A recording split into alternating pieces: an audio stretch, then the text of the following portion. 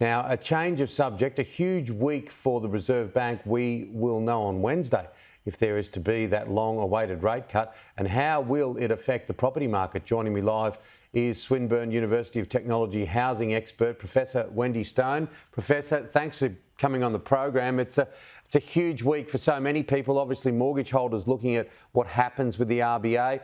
The government also hanging on their every word. Yeah, thanks, and good morning, Tim. It really is, and we all know that the cost of a mortgage or the cost of rent really hurts.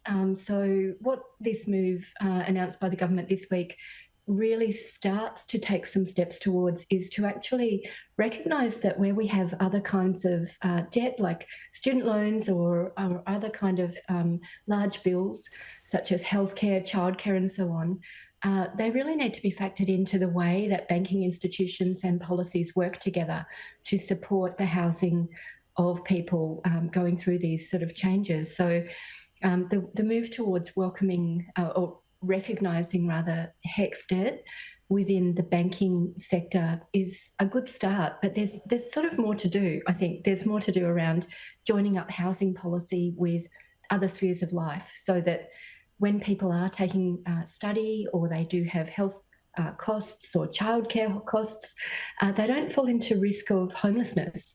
Our research shows, for example, that where people are tossing up between undertaking a trade, going to university, or meeting the cost of basic shelter, young people are actually just having to make these really hard choices at the moment that really don't set them up well for life.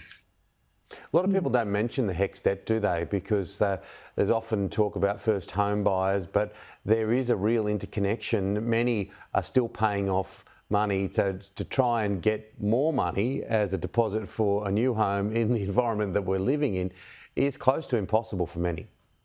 I think that's right. And we need to look to examples where in other countries, especially, for example, Denmark overseas, that kind of country uses the taxation settings and the policy links to actually subsidise the housing of anyone taking post-schooling training, so apprenticeships, university, ongoing life learning, and a recognition that that's actually an investment in our society. So rather than burdening young people or people trying to upskill or change jobs and change careers, as we know people need to through life, rather than burdening them with more debt that actually prevents them having safe and secure housing, we actually link those policies together. It's a bit like getting a bus timetable to work with a train timetable, so we don't leave people waiting at the bus stop in risk, if you like. So really lining up the way that housing policy and housing assistance can work with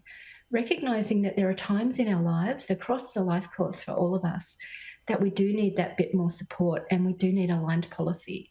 So another point of time that our research shows is really risky for people is actually just having a baby. We know that that puts people in real risk of housing precarity and even homelessness because of the extra cost and the foregone earnings. So if we recognise that these things need to line up better, we can really secure our society, especially for young people and older people.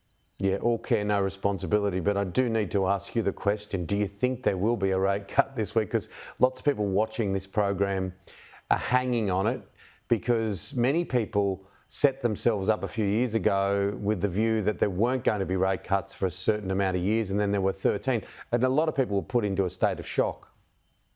Yeah, I'm not a housing forecaster in terms of the economy, so I guess I'm just watching the moves as you are and the viewers. But what we really do know is that the cost can really hurt people. So without sort of mortgage guarantee, hardship assistance, there will be people doing it really tough in mortgages as there are currently in rentals. So those flow-on expenses just really harm people. But we'll wait and see. What we need is the policy assistance and the joined up support that's been really lacking over a couple of decades, and we're starting to get some of those in place now. Yeah, thank you, Wendy. Appreciate you coming on the program.